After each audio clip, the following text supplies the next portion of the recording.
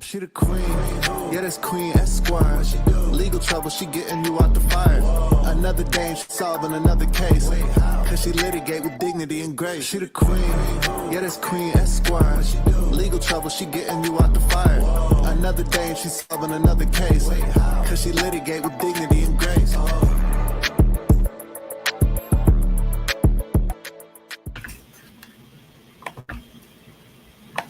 Hello, litigators and opinionators. Court is now in session. How is everybody doing today on this lovely Monday? Well, I can't really say we're gathered here today regarding lovely terms because we're not. It's actually a very sad story. And I'm pretty sure a lot of you have heard about this story. But I just wanted to wait until pretty much most of the case was resolved, not necessarily resolved, but mainly I wanted to wait until they found her, the young lady, because it was just too painful for me at least. I don't know about you guys, to sit and wait because the story was so mysterious. We didn't really know what was going on. And sometimes it could be kind of frustrating for people not knowing what happened or what's going on in a case. So I really wanted to wait until we had more information. And now that we have more information about this young lady, I want to come and talk about this story because it's just so sad what happened to her. And I think we can learn a lot from her story because she was a very sweet young lady. And there's a lot of sweet young ladies in our community. We are taught as women to be kind, to be what you call like a good woman, how we are to carry ourselves. And I believe Kada here, Scott, who was 23 years old, lived in Philadelphia. She exemplified the qualities of a classy young lady who was aspirational. She had gone to college. She was a pageant girl. She aspired in pageantry and also was had a title as Miss Philadelphia, one of her pageant titles, and did a lot of community service work and was very actively involved in her community. And this case really hit home for me because I myself also have done pageants and went all the way up to the national level and was one of the Miss Black USAs previously. So she really was someone that touched my heart because I also was into pageantry, but I don't know if you guys have heard about this story, but it's very sad. Again, she's 23 years old. She was just getting her life started, into pageantry. And also she worked at a nursery home. So she really aspired in the medical field as well. But it's a very sad story about how we have to be more aware of our surroundings, as sad as it is. Because of her kindness is what led to her being targeted. And it's something we can learn from, but it's also a very sad story. So let's get into it. So what happened to this young girl? Well, basically on October 4th of this year, she went missing. So she went to her job and she clocked in at her nursery job. She was working a night shift. And as soon as she clocked in, within a few minutes later, she clocks out. Now, before she even went to her job, let's just back up a little bit. Her parents said that she had gone on a date because she was dating a guy. And they went to Topgolf. They had a really great date. Everything went fine. And this was her boyfriend, apparently. That's what some people have said. Not sure if it was her boyfriend, but that's what people are saying. So they go on a date at Topgolf. And then after this date, then she goes to work. She tells her parents, hey, I'm going to work. She also, goes to work. As soon as she goes into her job, which is a nursing home at night, she all of a sudden checks out. And so people were like, what's going on? Where is she? So that's when this whole thing came about. After that, her parents had never heard from her again. So everybody in Philadelphia started looking for her. I also want to compliment law enforcement because they were really great in this case. I mean, they kept it in the media. The media was amazing in this case. And a lot of times Black girls do not get a lot of news coverage when they go missing or something happens to them. But I just want to compliment and commend the law enforcement and the media because they have really widely released information and coverage about this. This case has pretty much been known nationally. And I think we have to thank the officers who are really consistent in this. I know a lot of people in Philadelphia community are upset with the officers, and I'll explain why they are upset. But I still think that the officers tried, they did try to do the best they could. So let's get into this article. Daily Mail does a great job of kind of explaining the background facts before we get into some more details. So basically, she was a Miss USA hopeful. She just vanished without a trace, as I mentioned, on October 4th when she left work at a Philadelphia nursing home. Now, mind you, she never worked her shift. She clocked in, and then within a few minutes later, she clocked out. And the reason why she clocked out is because she had been speaking on the phone with a particular man. And this man was not her boyfriend that she had gone on a date with. This was a whole different other man. And his name is Keon. And we'll talk a little bit about him later, but he is known as the community drug dealer. So he would go around to the community. Everybody knew him as the guy that would sell marijuana and other substances to the people in the community.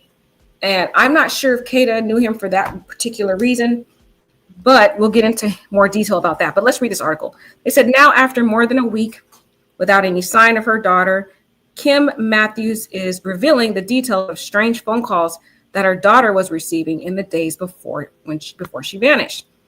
Let's get into this. I don't know what all this article stuff is. It's kind of weird. I wonder if they have any more on this. Is that all they have? They usually go into more than this. This is interesting. I think it's having some connection issues on this article. Let's see. So I will have to come back to the article, guys. Let's see. Anyways, but I can still tell the story because I know it from heart. So basically, Kada, her parents start looking for her. She was getting these harassing calls.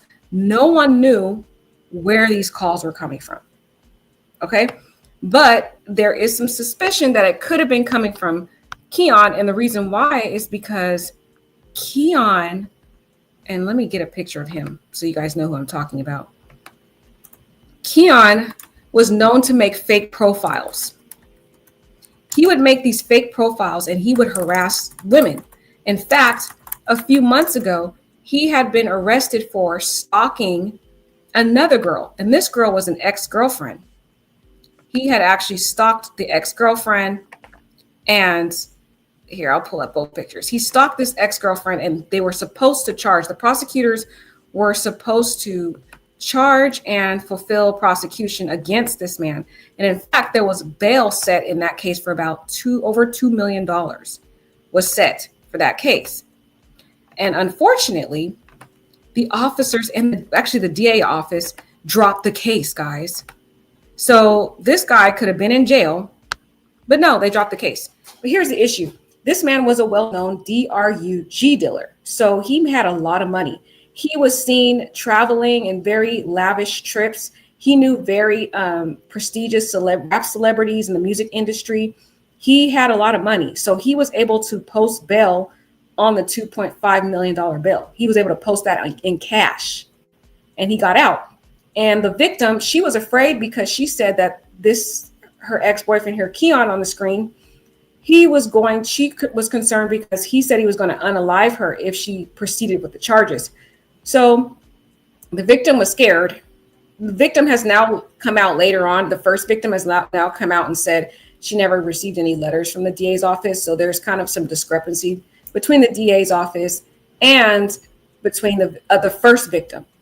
But anyhow, she probably wouldn't have testified anyway because she was afraid for her life. He basically threatened to take her life if she proceeded with the charges. So unfortunately, they let him out. Now, this guy has a very extensive criminal record. That is not his only criminal record. He has various assault charges and so forth. He stalked the first victim, his ex-girlfriend. He jumped a fence, was peering and peeking into her windows. He was a real creep. And it was also said that he's seen this young lady walking around the neighborhood. The victim here, the second victim, Kada, she's the second victim. He had been watching her walk around the neighborhood. You know, maybe she'd walk around to walk her dog because she had a little dog. So she would take her dog for walks or go walk to the local grocery store or stuff like that. So he had been watching her. He saw her around the community And in my opinion, he started to gain this obsession about her. He became very fixated on the second victim, Kada Scott here. Like, he was so obsessed with her that he started to stalk her. He started to learn her movements. He somehow got her phone number. And he called another lady she was younger than Kada and had been friends with Kada's younger sister. And she had also been buying and purchasing DRUG from Keon. And so they were good friends. So he had called her on the phone and he started asking about Kada. He's like wanting details about her. It was only a quick 29-minute or 26 seconds of a phone call. So it was very quick. But it was just interesting that he was asking about her. He asked where she lived, that she lived close to the other girl. It was just very creepy stuff. So he became very obsessed with her. I don't know how they somehow began to communicate. He got her phone number and he must have said something to convince this girl the day that she was kidnapped to go into his car. So this man ends up getting arrested for a second time. Now this time for the missing person of Kada Scott. Let's get into some videos that I found about this tragedy. I think this man here on the Facebook, he did a pretty good kind of synopsis of the whole background story. So let's get into some of the stuff he shares here on his Facebook page.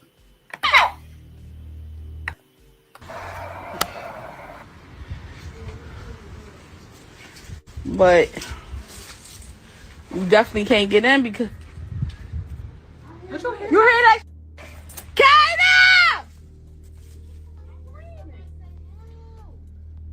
Kada!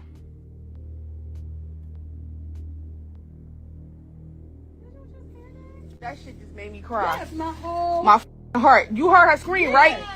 The she in here, like I said. I told you she the in here. You heard her scream. Y'all heard her scream, right? Yes. It sounded like she in the bottle. Oh my God. Let me see if they heard it on the other side. I heard a scream. Because it made my whole heart stop. Girl, what? That's why I've got tears coming out my fucking eyes right now. Kada! She's screaming help. Oh, fuck that. I'm about to go find a lock. Bitch, this shit gotta get popped open.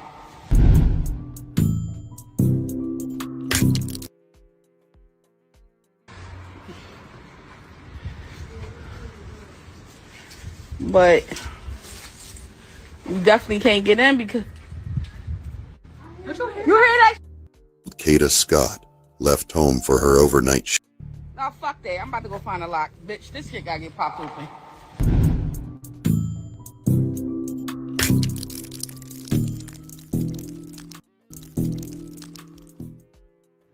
On the night of October 4th, 2025, 23-year-old Kada Scott left home for her overnight shift in Chestnut Hill.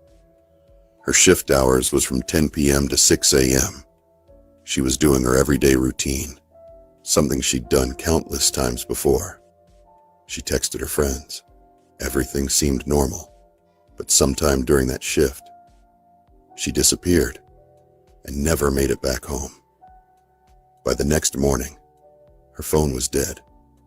Her car was still in the lot, and nobody had heard from her. Investigators would later uncover chilling evidence that Kada had gotten into a 1999 gold Toyota Camry shortly after leaving work early. The car was owned by a man she'd unknowingly been in contact with. The same guy investigators say she spoke to just moments before she vanished. Kada's family knew something was wrong. They said in the weeks before she went missing, she'd mentioned being harassed with random calls, weird messages, and that constant feeling like somebody was following her. She never said who it was, but she told people she didn't feel safe. The moment her family realized she hadn't come home and wasn't answering anyone, they knew something was wrong, and they reported her missing immediately. Flyers went up, TikToks started circulating, and thousands of people across the city started asking one question: where's Kada Scott? If you want to watch this full video, search up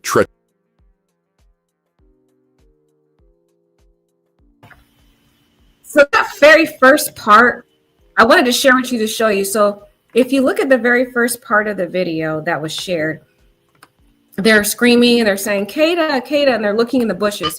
Well, this bush area was right near the school. There was this abandoned school in Philadelphia, which I find to be quite odd that this school was abandoned in the middle of like Philadelphia. It's just kind of weird.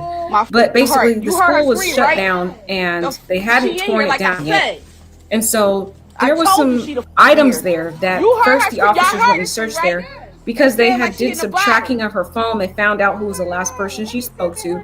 So they arrested him. And then they started to retrace back the locations where she last was found, which is she was found at this, that she was basically her last spot was at the school. So they came to the abandoned school. They searched inside the school and they found some of her belongings, which was odd because they found a credit card. They found, you know, an iPad and other items that would have belonged to her. And that's quite odd because no young lady is going to just stash her personal valuable items, especially a credit card, 23-year-old Kada at an Scott abandoned school. left home for her overnight shift in Chestnut basically, Hill. the cops went there first and Her they shift found those hours items. was from 10 But they p.m. didn't to 6 search as a.m. thorough as they claimed She was to, right? doing her everyday routine, They just searched very something she'd done briefly and then they countless times left. before. Come to She find texted out, friends. guys, they didn't Everything search in the seemed back of normal. the building. But The back sometime of the during school that had shift, these bushes and brushes, she disappeared and there was this very and shallow never made it grave back home.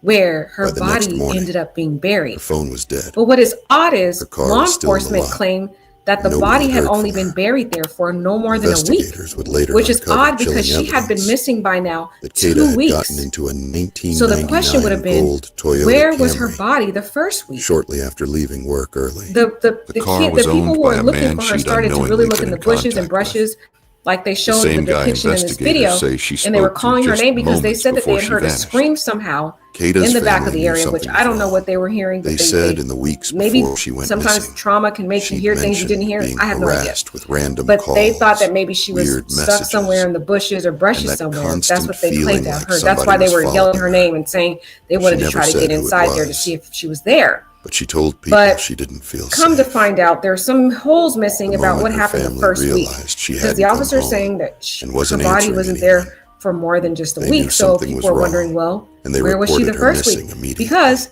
the guy who was the suspect, he Flyers had already went been up. arrested the first week. TikTok started So there, circulating. or the yeah, And the first week, thousands of probably the second people week. across the city started asking So people are one trying to figure out, question. well, then Where's who Kada else Scott? was involved? If you want to watch Officers this are full saying, video, basically, search up Treacherous that Crimes there on was YouTube. someone else that was involved.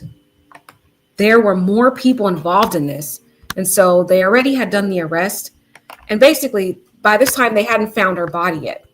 So there was this mysterious person, mind you, while the suspect is already in jail, he's not talking. There is a person that's anonymous calls the cops, right? And they're like, hey, you didn't search that school thorough enough. You need to go back. And they told him specifically where they're supposed to search, which is weird because the suspect's in jail, right? So how does this mysterious person know exactly where Kada is buried? That clued us all in that there is obviously multiple people involved in this young lady being unalived. People who helped this man get away with it. Hi, Dee. Welcome. Welcome to the chat, Dee. So people who helped him get away with it.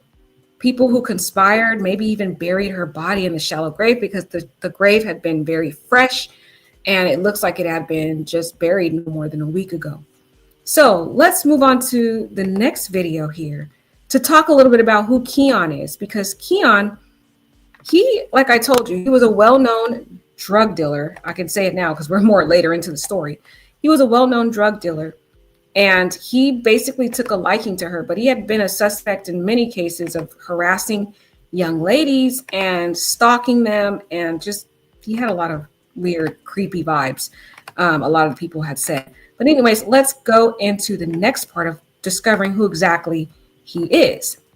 21-year-old Keon King. Detectives noticed his... If we can get the sound on this thing.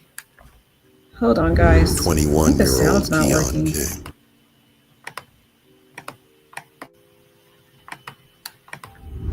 21-year-old Keon King.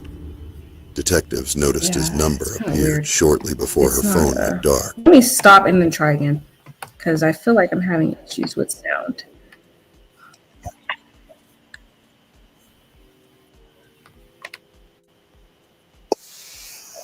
Here we go, guys. He's 21 years old. She's 23 years old. Location: 21-year-old Keon King.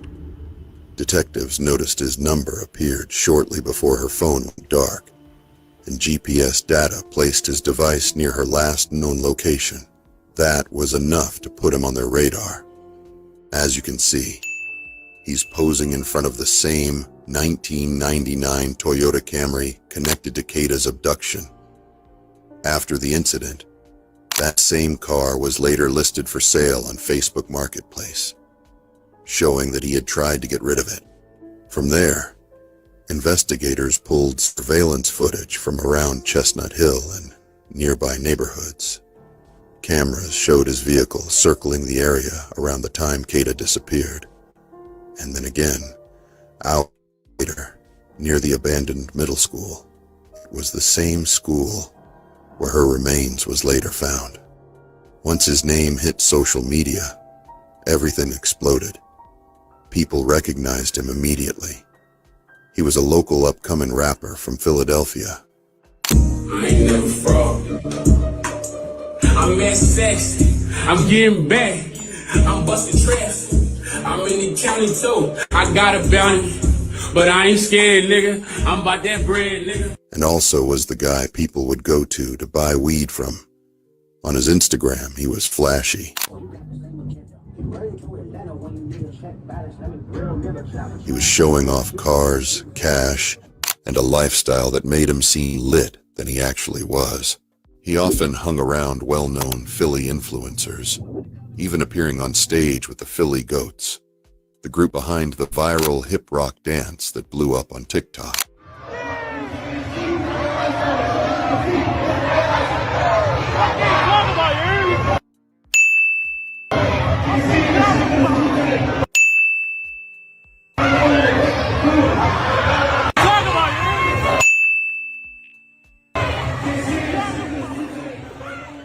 He surrounded himself with people who made him look popular and well-connected. But according to women online, he had a darker side.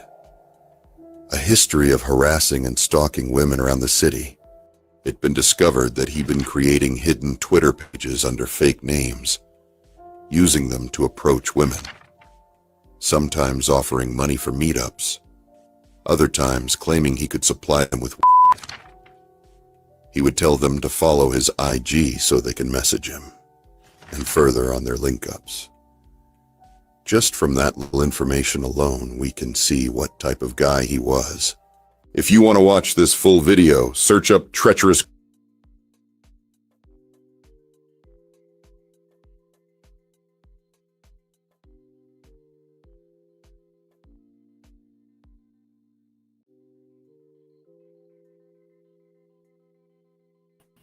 Shout out to that YouTuber. I don't know if you guys heard me. He did a great description of kind of the background of who Keon King is. So as you can see, Keon King was the known drug dealer. He made a lot of money off selling marijuana. Everybody knew him. He was the go-to person. So people are suspecting, and this is all a theory, guys.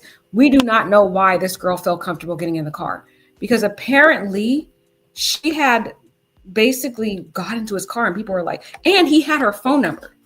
So people were trying to figure out how this guy got her phone number. Why did she clock out?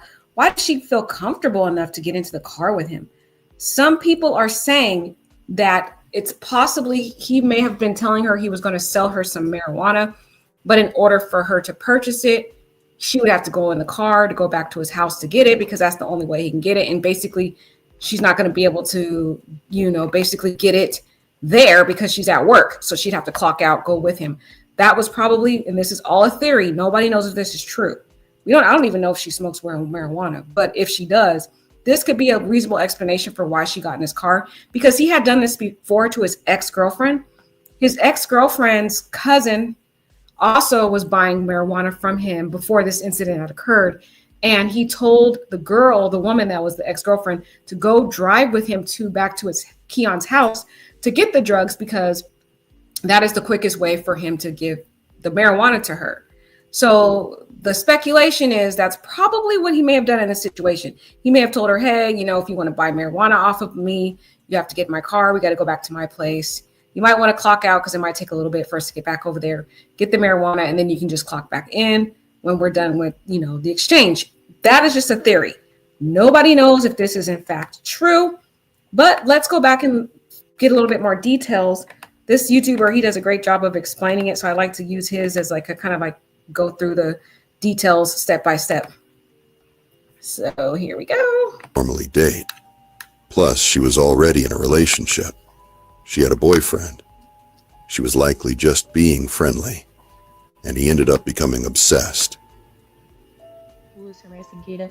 Me and Kada were friends, but we did not talk every single day. Plus, I am several hours away because I'm in law school. We do know that this is the individual who was harassing Kada. This is Keon King. Now, me being the person that I am, I had to do some research on old boy because old boy looks, I don't know, it's just giving me incel. It's giving very much so I don't like women because women don't like me. And that's what it's honestly. So I did research, and basically like what the police had said online was that Keon had an address that was in Southwest Philadelphia, and that was the house that they originally checked. But when I did my research on him, he actually had an address that was close to where Kada lived. When I say close, I mean literally like same zip code. He was like a 3-minute drive and a 10-minute walk away.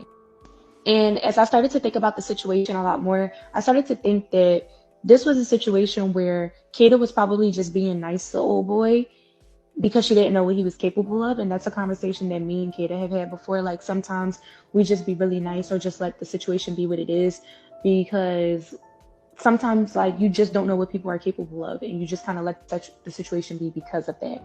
So I think that that's what's probably happened here. Given that Kada did not work far from her home, it's highly probable that this person was stalking her and following her and whatnot, because I'm gonna be completely honest, I cannot see Kada talking to this man in any way, shape, or form. I don't know, from what I'm seeing, I just think that she was probably friendly with him, and he started to like stalk her and harass her, and things went very much so left. So I'm continuously praying and hoping that they find Kada. And they also said on the press conference that if y'all have seen that man before and he's done something to you, report it, because now is the perfect time to. A woman named Gabby, who had known him for years, said he reached out to her shortly before Kada went missing, asking questions about her, like who she was and where she worked. She said the call lasted less than 30 seconds, but Kada's friend mentioned that he wasn't the kind of guy she'd normally date.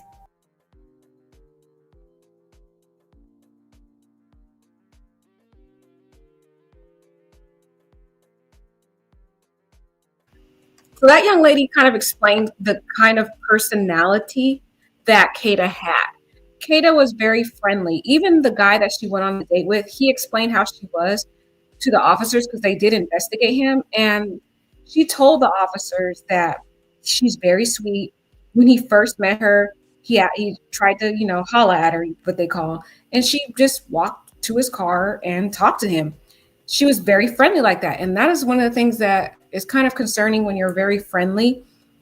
We have to be careful as women about being too friendly, because we may have an innocent perception of the world and we might think, oh, because we're kind, other people are going to be kind.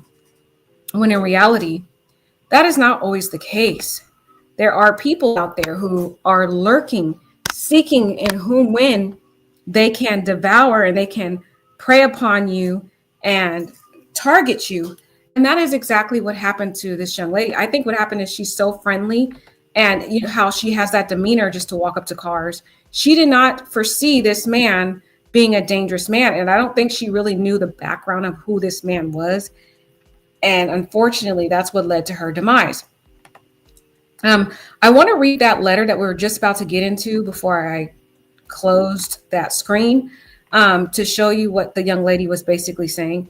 And as you could see in the Kata beginning of this boyfriend, we video, do you could not see talk that every single they were day. talking about Yes, I how am several hours the away because I'm in law school. sorry, We do this is know already playing that this is again. the individual who was harassing Kata. This is Let's Keon try to King. pause it.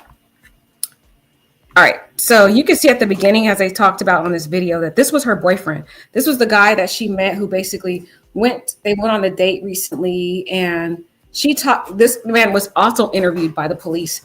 And when he was interviewed, he told the cops how sweet she was and how she was so open to walk to this man's car. So that's more than likely what she did with Keon, not thinking that Keon, and got in Keon's car, not thinking that he was going to harm her.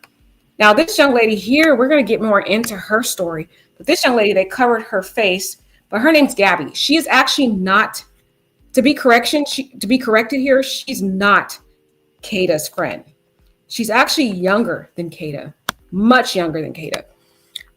She was the friend of Kada's younger sister.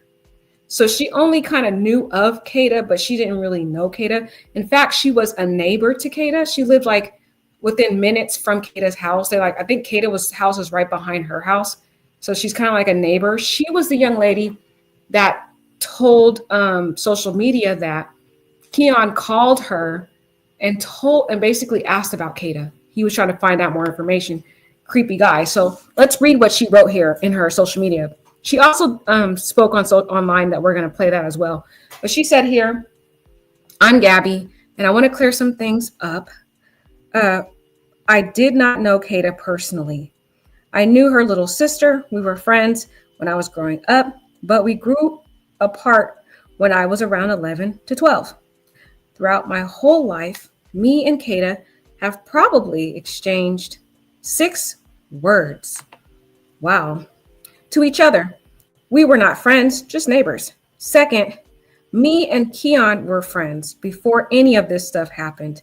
I had no idea about his past behavior. Before Kada went missing, Keon called me and asked if I knew her because he noticed she lives close to me. I told him that I did not know her, I told him I did know her, but not personally. This was not out of the norm because Keon would usually call me to talk about girls. That was the entire conversation.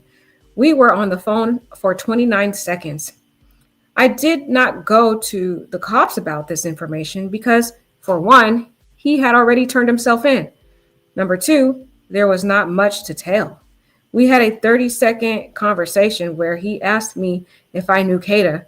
3, y'all know how the streets are. I don't know where y'all are from, but around here, we don't talk to the cops. That's just the way I grew up. My sincerest prayers go out to Kada and her family. I pray she makes it safe return. So that was that was her first post that she did. And the reason why she even came out and talked about this was because people started bullying her online. And the reason is because she had a friend and she told her friend about this whole situation. She was like, hey, she said, oh, he called me. He told me, he asked about Kada. And so basically, I think it's kind of weird. And then her friend was like, oh, no, you need to go to the police. And she was like, I'm not going to the police. We don't go to the police around here. So the girl trying to get clout, the other girl who was trying to get clout off this situation, she went to the police and she went online. She started doing a whole live on TikTok, basically talking about the girl and how the girl did not go public about this. And so then people started sharing the TikTok live with the girl, Gabby. And so Gabby was like, she didn't watch the live, but that's why she felt she needed to come out online and tell people what happened because she was being bullied online. So I don't understand how this friend was really helping her friend by exposing her on TikTok instead of just going directly to the police, where she did go to the police, but she also tried to get, famous on social media. But let's keep going in this video because this video does really help kind of explain the background. I just think that she was probably friendly with him and he started to stalk her and harass her and things went very much so left.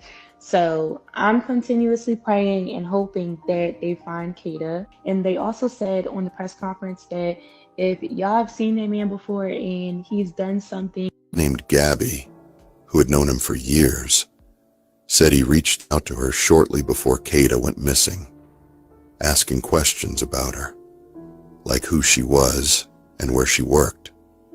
She said the call lasted less than 30 seconds, but something about it felt off. At the time, she didn't report it, thinking it wasn't serious. But looking back, that brief conversation became one of the most unsettling details in the case. If you want to watch this full video, search up.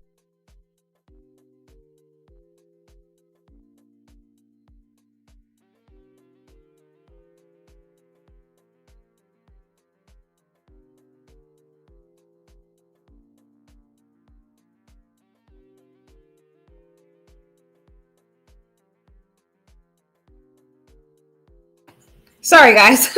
I was just talking. I didn't realize I was muted. So I want to actually show you guys this young lady's live, the one where she basically came out and spoke about this. It's actually on my YouTube page. So here, yeah, I will go on there and let me see if I can find it. Yeah, so she actually went and spoke about it because she kept getting bullied by people. So she was just like, I'm just going to come tell people about it, because people kept, coming to her live. They were bullying her. They were calling her names, all kinds of things. So let's actually go into her live where she kind of came and talked to people and explained her side more in detail because she kept getting bullied.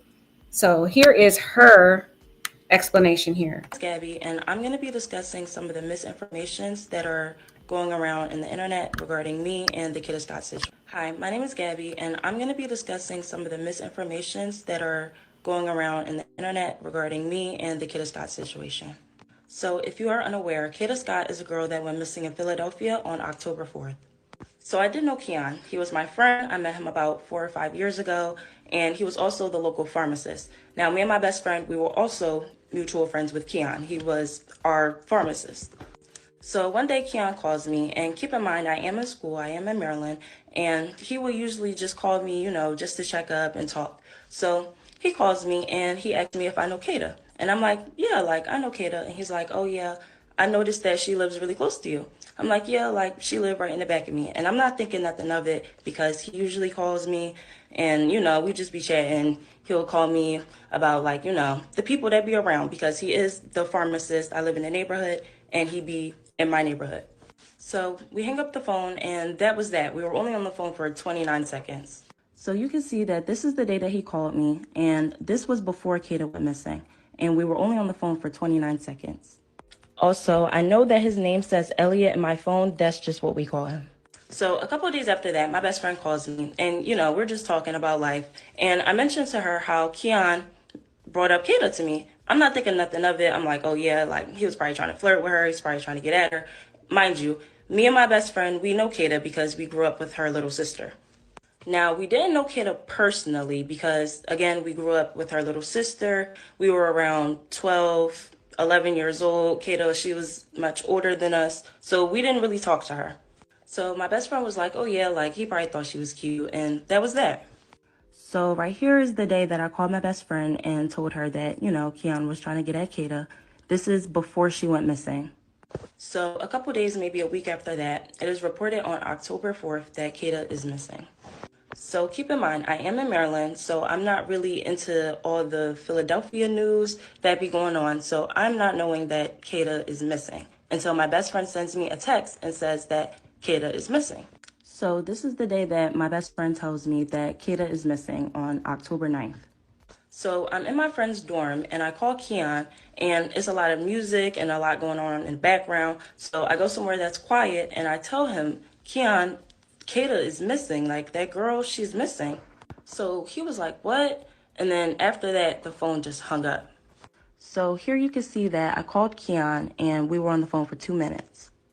So you have to keep in mind, this was my friend, okay? I did not think that he'd be capable of anything like this. In my head, I'm just thinking, there's no way in the world he could have did something like this. There's no way in the world. So then a couple of days after that, my mom sends me a screenshot of Keon turning himself in for the kidnapping of Kada. So this is my mom sending me the article, and she was distraught to say the least. And I know she said that he was a random person, but she says this about all my friends. So me and my best friend, we get on the phone and we're talking about the situation. We're just saying how this is just crazy. This is the call of me and her talking about it. Now, this is all happening around the time that I'm taking my midterms. So I'm really just trying to keep my head on the books. And I wasn't really trying to let this stress me out. So I kind of just let it go. You know, he turned himself in. It's not really much to say or do anymore. So a couple days after that, me and my best friend get on the phone. I kind of just let it go. You know, he turned himself in. It's not really much to say or do anymore. So a couple days after that, me and my best friend get on the phone and we're basically just, you know, talking about the Kada situation. And she says that she thinks that I should call the cops. So she was basically saying that she thinks that I should call the cops and tell them that Keon was, you know, asking about Kada. Now, at the time in my head, I'm thinking that there was no reason to call the cops. He already turned himself in, and I felt like it would be kind of a waste of time to tell them that the guy that they already have in custody, you know, called me and was asking about the girl. And me personally, I'm not a cop caller. Like I don't call the cops. That's just the way that I grew up. That's what I was around. You know, they will always tell me, you know, you don't call the cops. So I just felt like, you know, the information that I had and the fact that, you know, I'm just not really a cop caller, it wouldn't make sense for me to call the cops. So then my best friend tells me, well, you know, if you won't call the cops and tell them, then I will. And then she basically tells me that she doesn't want to be friends with me anymore because I won't call the cops. And I told her, you know, that's completely fine. I just don't want any involvement. So then we hung up the phone, and then I believe she called me again with the police on the other line. So you can see, I told her, you know, I'm sorry, I'm not talking to the cops. And yeah. Now, I can see how this could be cruel, and I do take accountability for that. So then a couple of days later after that, I get sent a link on Instagram. And the link was basically my best friend going live, just talking about the situation, saying how I was weird for not going to the cops. And people in the comments were just coming up with their own narratives about the story. And it just got way out of hand and it just spiraled. So you can see somebody sent me the link of the live, and still to this day, I have not watched the full entire live. Then people just started asking, you know, who is Gabby?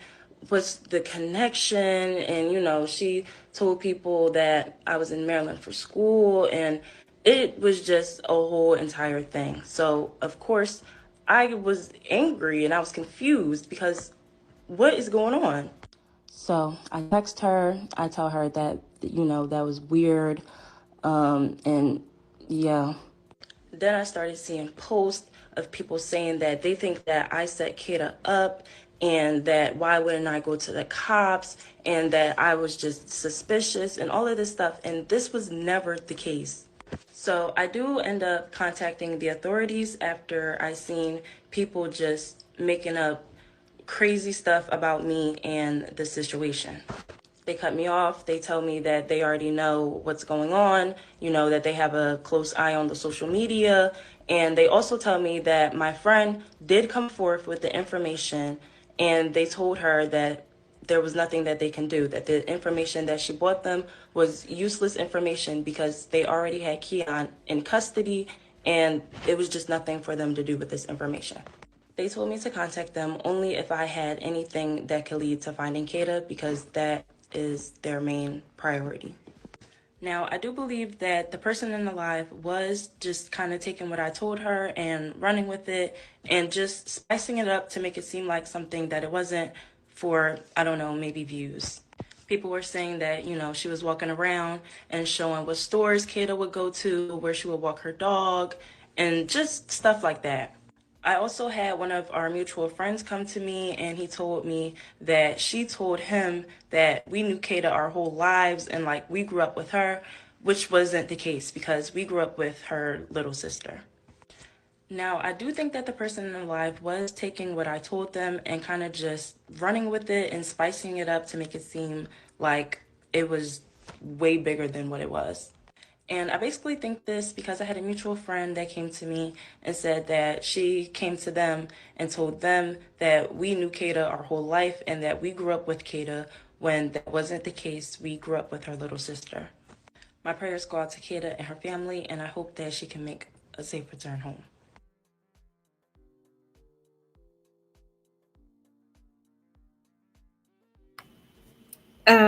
After watching that, I don't know how you guys feel about it, but I just kind of don't believe everything that she's saying.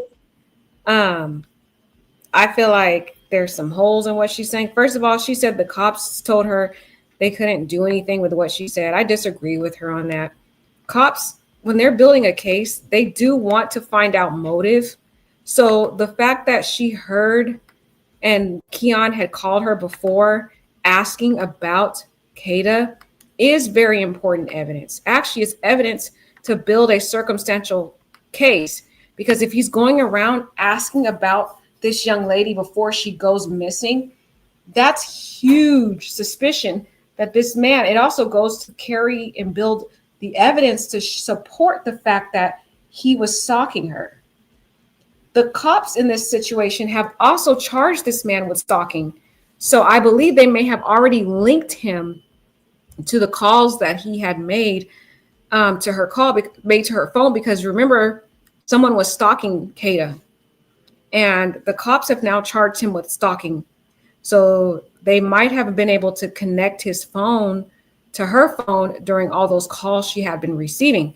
And I want to correct some facts that I mentioned about Keon King. So Keon King, he is charged with kidnapping, but he has recently been charged now today with arson. And her body was found over the weekend also. So there's a district attorney involved named Larry Krasner. He was the one that did the hearing, the public conference today. And he is going to, basically people are frustrated because they're like, well, why wasn't Keon King charged with homicide yet? He hasn't been charged with the murder case. Well, the district attorney is saying that they're intending to charge him with the murder case, but they still have to build their case. They just got her body this weekend. They were able to match the DNA with her body to confirm it was her found in the shallow grave. But now the medical examiner has to evaluate her body to find out what caused her death. And my suspicion and my theory is it might have been strangulation, because this man has a very distinct mode of operandi, meaning a pattern in which he operates, because he does the same act with different women. So for example, with his ex-girlfriend, he kidnapped her and then he strangled her, and thank God she got away. So, and then he had done that same thing to other people. This man had been praying. He was a very sick pervert. So my suspicion is when he kidnapped her, like he did his ex-girlfriend, he probably strangled her because she probably was trying to get out the car when she realized something was going on. Now, guys, I need to correct a fact. Here's the crazy part about this. Remember I said that his ex-girlfriend, basically he was being charged in another case for kidnapping? Well, that actually happened earlier this month. I thought it was a few months ago. No, he was taken into custody earlier this month of October on a similar charge. So just this month, he was charged with the kidnapping of the ex-girlfriend, and he was released on bail for $20,000, not the $2 million I thought. He paid that cash because he has, he's a drug dealer. He has a lot of money. So they dropped that case because they couldn't find the girl, but that was this month. That's what makes it even more crazy. This man tried to kidnap 2 different women in 1 month. Oh my gosh. So now the district attorney is trying to make sure he doesn't make the second bail because he has a lot of money and he can make cash bails because of the money he has. So they're trying to hurry up and get him charged with homicide so that there's a no bail, because this man can just make bail again. And a lot of people are still frustrated because he hasn't been charged with the murder yet, but he's going to eventually be charged, basically. Now I want to kind of continue on to the next part of this story from the videos that we've been watching is pretty helpful. He could have gotten her in the car and immediately pulled out a gun or held her hostage. We don't for her to agree. Now, this is all speculation. Nobody really knows why she got into his car. And since Keon is in custody, he's not talking. Things could have gone a lot worse. He could have gotten her in the car and immediately pulled out a gun or held her hostage. We don't know for sure yet, but it likely had something to do with the deal, especially since Kada smoked too. His ex described him as charming at first, even caring. But beneath that was someone obsessive and controlling. It's likely he used the same manipulation on Kada, making her feel comfortable just long enough to let her guard down.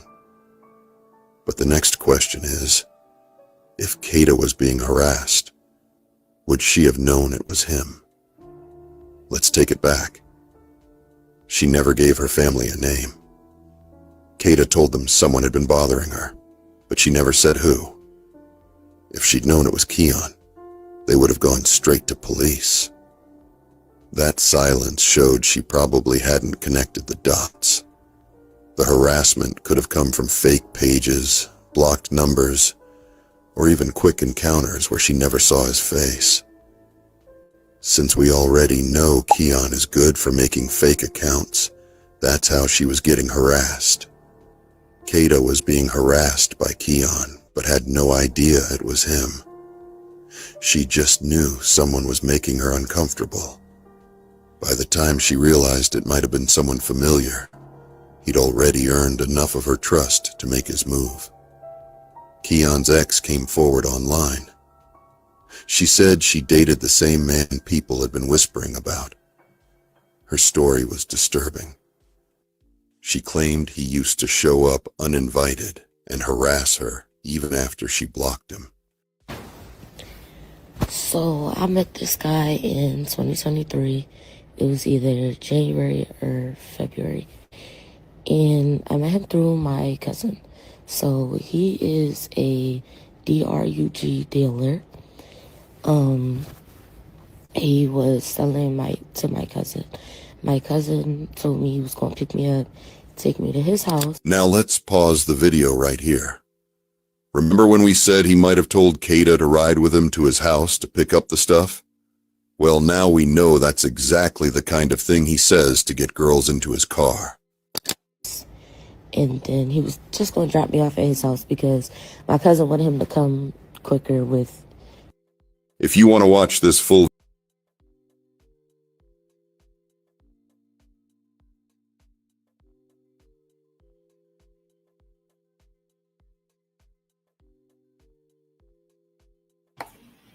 So we'll continue on that part, but I want to kind of stop there anyway because I want to talk a little bit about what we learned from that video because that video is very helpful.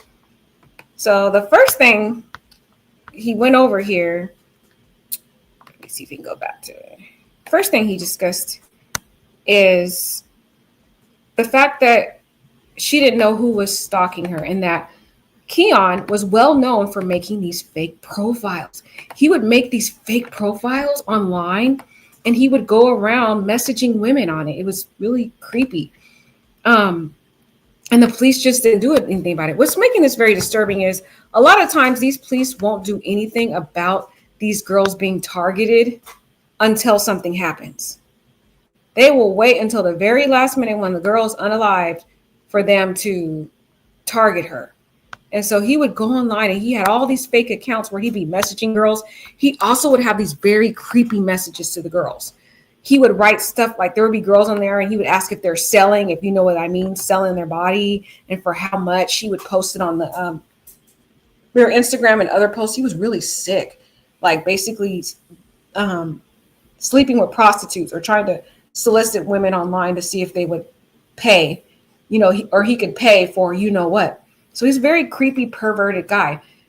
The creepy part is it just doesn't make sense how they would even know each other because she's 23, he's 21, so they don't even really circle around each other. I think he kind of caught wind of her because he kind of was out around that area all the time selling drugs or marijuana. and she was walking her dog and he kind of came around her. That's probably how they met in those stalking calls. The fact that he called the other girl Gabby to ask about her, what I suspect is he might have talked to someone to get her phone number. I don't even know if Kada was the one that gave her number to him, because she didn't even know how he had her number. But the weird part is he did call her somehow that night that she got kidnapped. So I don't know how this worked out. I think he might have talked to one of the people he sells drugs to, got her phone number that way, and then started secretly stalking her using the different phones that he had. That's a speculation. We don't really know, because the only person that will really know is Keon and Kada. And Keon is not talking, and Kada is unable to talk because unfortunately she's no longer with us. So let's keep going on. I think this kind of explanation coming from now we're going to hear a little bit from the ex-girlfriend. She doesn't really come on camera. She hides her identity because she's still afraid. Now, Keon did threaten to unalive her if she testified against him. So, of course, she's afraid for her life still, even though he's in jail, because he has money and he can just cash out of jail. I don't understand why he's not with a no bail right now, but maybe because they don't have the murder charges yet, the judge is reluctant to do a no bail. But let's hear from her and see what she has to say. At his house because my cousin wanted him to come quicker with his, DRUG. And so he was like, oh, if you're in the car with him, he just gonna come faster. So I was like, okay. So I got in the car. He had him pick me up from my mom's house.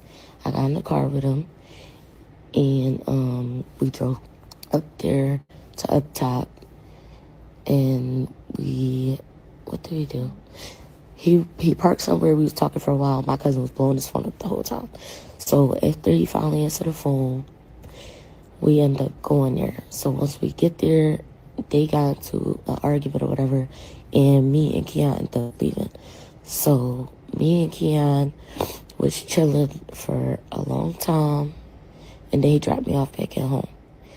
So that was our first ever interaction. After that, we continued to, see each other and things like that. We didn't, I didn't officially start being like, we never said we was in a relationship first until it was March 17th, 2023. So that was the day after my sister's birthday. I invited him and his friend to my sister's, what was it? I think she had a hotel or whatever. Yeah, she had a hotel. They had him and his friend, he came. That was the first time we spent the night with each other or whatever. So that's how everything started. Go away, bitch. Don't come over here. Karen, call the cops. Call the... It's all these kids in here. Call the cops, you dumb bitch. He coming around the window. Go that way, Cameron.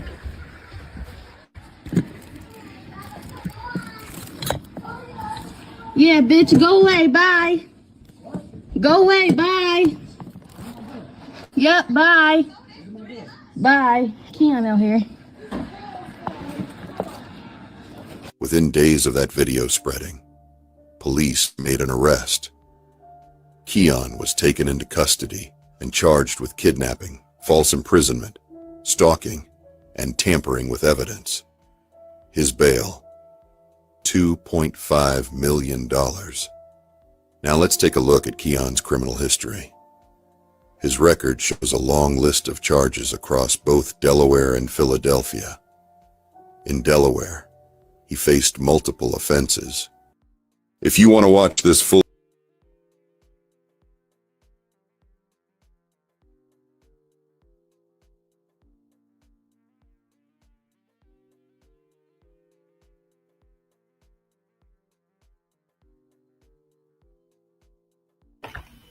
Sorry, guys, I was muted. Let's kind of look closely at those charges. So he had a whole string of charges. Here's just one of them. He had a DUI with controlled substances, impaired ability, first offense. So it was basically he was under the influence of marijuana. Then he had possession of marijuana, He also had drug paraphernalia, so he probably had like a pipe or something. Careless driving, exceeding the speed limit, turning movements, and falling too close. So that, that's one of the charges. But let's look at some of the other charges he had, because here, let's see if we can even see it.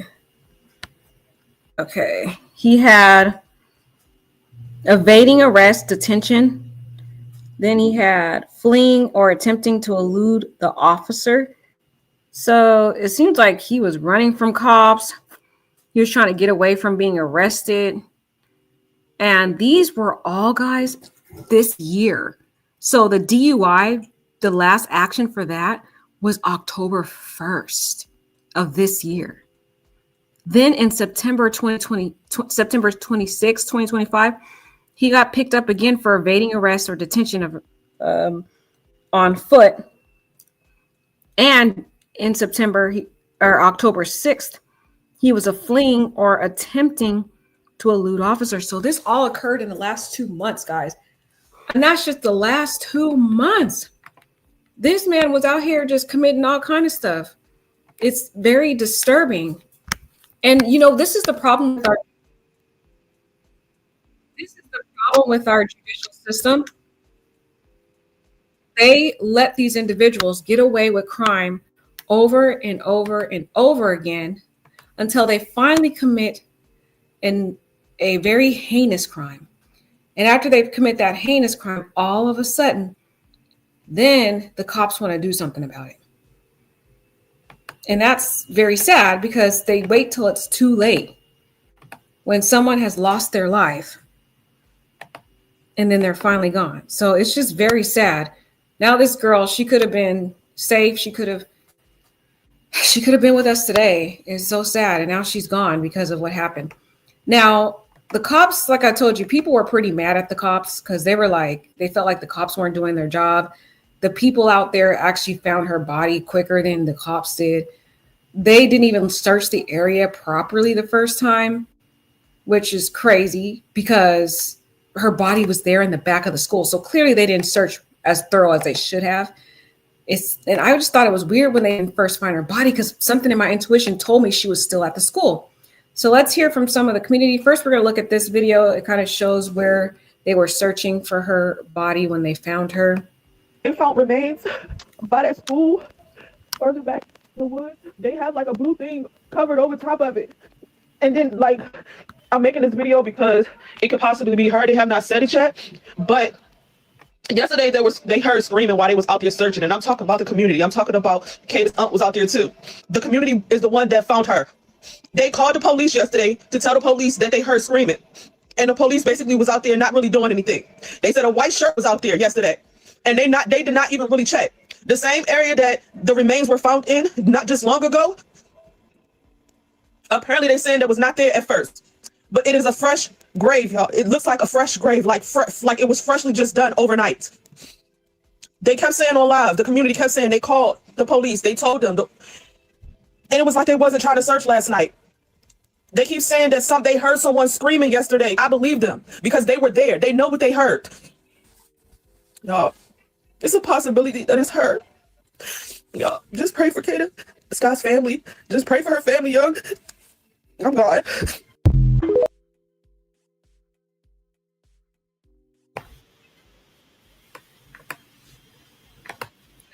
And that is so sad, guys, because like I said, a lot of the law enforcement sometimes fail these young ladies. I mean, I'm not in Philadelphia, so I can't really speak for the investigation. But what I can say is I felt like the cops were doing a good job. I just don't know how they missed her body there. That part I don't understand because they did have K9 over there. They had the dog who could have clearly smelled a deceased body because she was buried in a very shallow grave that was still very fresh. The young lady who said that she looked like she'd been buried there overnight, I highly disagree with her timeline. I don't think she really knows what's going on. Sometimes people are very emotional and they will say things because they're emotional and they may not be factual. The cops have a discrepancy in what they're saying regarding how long the body was there. They said based on their analysis, she had been there for a week, which actually makes the cops look worse because Cops are supposed to be thorough. Another fact that we have not discussed is the cops had all these officers who were in training. All of them stopped their training to go search this school before they found her body the first time. So I'm like, you had the whole entire police department at this abandoned school, and you mean to tell me you had K-9 there, you had the entire police department searching this school the first time, and you did not find her body the first time? There's either two theories here. One theory is her body wasn't there yet. There is somebody else that's helping him, which law enforcement have confirmed that there are other peoples involved that are accessories after the fact that help this man either hide evidence or probably even hide her body, hide the car, because he burnt the car. There was DNA in the car, guys, that they could have used to connect Kada to being inside that car, right? But he burnt the car. They found the car burned up. So he already destroyed that evidence. So it's making the case a little bit more hard to prove and connect the dots. I mean, they at least know that she was last with them because their phones were pinging at the same time, but they may not have that DNA evidence. And I want to explain to you guys, you don't really need DNA evidence. A prosecutor does not need DNA evidence to prove a case beyond a reasonable doubt when it comes to murder. And they have to emphasize that to the jury because the jury is so used to watching, Law and Order and different things on crime, and so they see these things on TV and they are always told about DNA. Sometimes these cases do not have DNA, and the prosecutor will have to build a case of using circumstantial evidence. And that's probably what's going to happen here. Now, if this young lady fought him in any way while he was strangling her, because I really believe he did, guys, my theory is she died from strangulation. They're going to come out and let us know how she died. Maybe they won't because he hasn't spoke. So they might keep that close to themselves as a way to preserve the evidence. But I really think because this guy doesn't seem to change his patterns and how he acts in terms of his criminal behavior. So he's very predictable. But with that being said, I'm hoping somehow she scratched him so that when they look under her nails, they're able to gather some DNA that way because his car is burnt up. So they're not going to be able to get DNA from that. They are going to have to try to get DNA from her person somehow. Since she's been there for a week, guys, it could be sketchy in terms of how or whether they'll find that DNA under her nails. Looking at his face, this was his mugshot. He doesn't seem to have any fresh scratches on his face. Maybe she could have scratched his arms. I don't know. And if he did strangle her, if he's not smart, he used his hands to strangle her. So that would be a way to find DNA. But I guarantee you her hair particles or something was left in that car because she probably was trying to fight him off of her. And it unfortunately didn't manage to succeed in doing that. But anyways, getting back to that, people were saying that they were pretty upset with the cops because they felt the cops didn't look. I feel like the cops did a poor job because how did they have the whole entire police department there and they didn't find this girl? That's just crazy to me. Let's look at another video that people posted about this, about the community being outraged about the cops not doing enough. I feel like the cops did a good job in this case because they covered this case a lot. Yeah, sad. Oops, sorry, guys. Yeah, sad. I don't give a fuck. I came out my fucking house by myself to come look for this girl.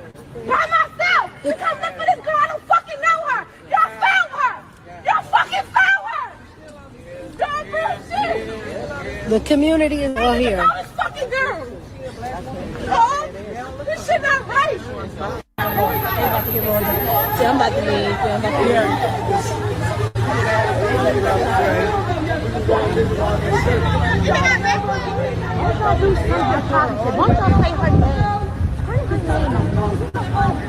You need to be over here.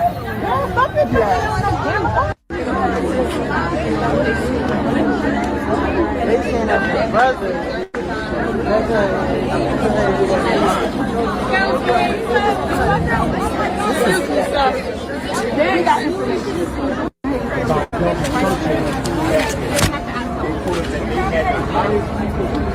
Working on this case. More hired people working on this case than they ever did when a police officer got killed. We also asked them, when y'all search the school, going back there in the woods, and early this morning, a heartbreaking development in the search for 23-year-old Kada Scott. After more than 2 weeks of searching, police say a very specific anonymous tip led detectives back to this abandoned elementary school where they uncovered a shallow grave in the woods with remains that they believe to be those of Kada Scott. Now, the medical examiner, of course, is working to confirm the identity, and investigators are in touch with Scott's family. Now, keep in mind, this is the same location where officers say they found her debit card and phone case last week during that search. Meanwhile, attention is back on 21-year-old Keon King, the man already arrested in connection with Kada's disappearance. You see him there. Police say that he was previously charged in another alleged kidnapping back in January.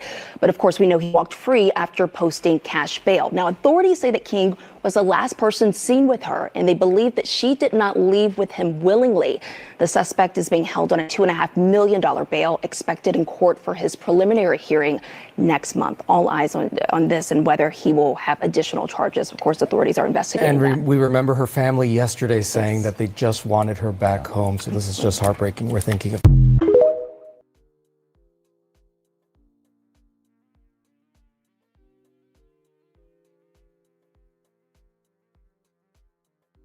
So as you can see in that clip, did you see the community? They were really outraged.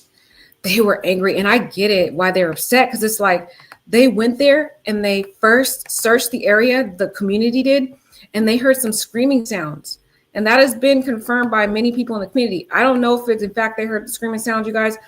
There could be psychological reasons for why they may have, thought they heard screams, or if they really did hear screams. The reason why I think it could be some truth to that is because multiple people said they heard the screams when they had gone to that area by themselves, like as a community, to search for her. They heard these screams. And so they're thinking maybe she was buried alive or something, and she had been recently buried. And that could be the reason why the other girl in the video that I showed you, she commented that she felt that somebody had been buried there that night. So, but if that's the case, he was already in jail. Keon was. So if Keon was already in jail, that means somebody else was helping him in this crime. And the cops said that they're already searching for third parties who may also have assisted this man. And usually we hear this from like YouTubers online, people who are speculating. They'll say, oh, we feel like there's other people that helped this suspect. But when it's the cops saying that, there's some weight to it that this guy had help. And that's what makes it even more sad, is that people were willing to help this man commit this murder to this sweet girl, very sweet girl who gave back to the community, who cared about people. Now, the parents have come out, the family have come out, and they have spoke about this. They just want their privacy right now. But let's just hear a quick clip from the family. And I will post this really quickly. I killed my baby. I don't wish this on nobody. Hey, what's up, everybody? Right now, we are outside of the Ada Lewis Middle School, the old school in East Germantown. As you can see, cops are here. You can see behind me over there, there are officers are back on the scene here. This is where they searched earlier. Yeah. I killed my baby. I don't wish this on nobody. Hey, what's up, everybody? Right now, we are outside of the Ada Lewis Middle School, the old school in East Germantown. As you can see, cops are here. You can see behind me over there, there are officers are back on the scene here. This is where they searched earlier this week for any signs of Kada Scott. Police sources now telling me that they have confirmed that human remains of a female have now been found. Yeah. I killed my baby. I don't wish this on nobody. Hey, what's up, everybody? Right now, we are outside of the Ada Lewis Middle School, the old school in East Germantown. As you can see, cops are here. You can see behind me over there, there are officers are back on the scene here. This is where they searched earlier this week for any signs of Kada Scott. Police sources now telling me that they have confirmed that human remains of a female have now been found way back in the wooded area behind the school. They tell me that the remains have been there for a week or less. So that's the new development right now. There are a lot of people out here just kind of watching and, of course, hoping for the best. But that's why police have been out here for the last hour, 2 hours or so. Human remains of a female have been found less than been out there for a week or less. I know our chopper is over some sort of blue tarp as well. So that's the breaking news. That's the latest. Stay tuned.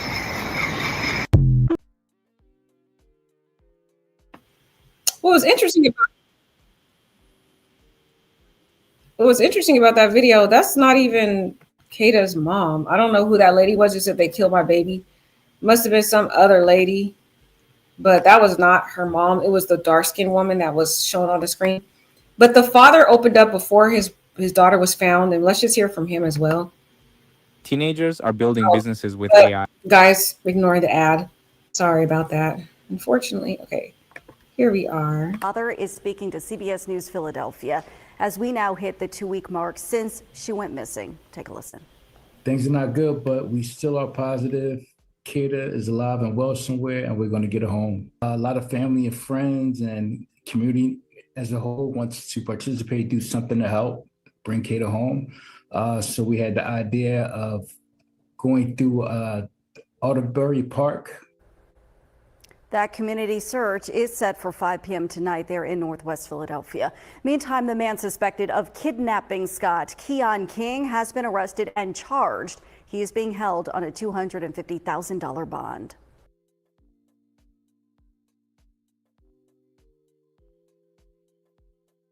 And it's concerning that it's only $250,000 bond when he has a prior case, which is crazy. I don't understand. This is such failure of this judicial system.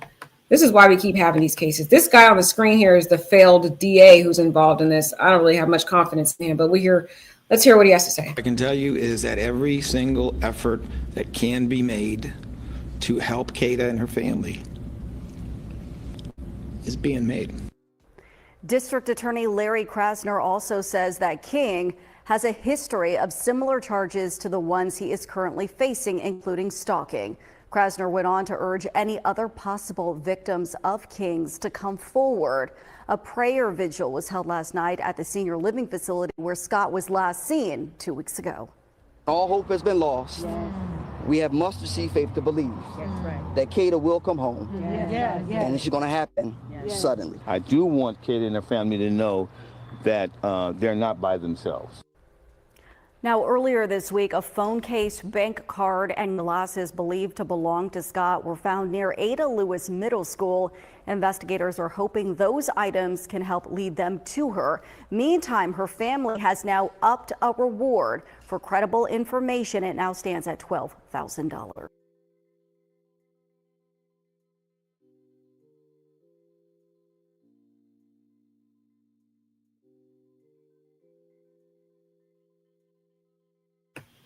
So that was pretty helpful from him.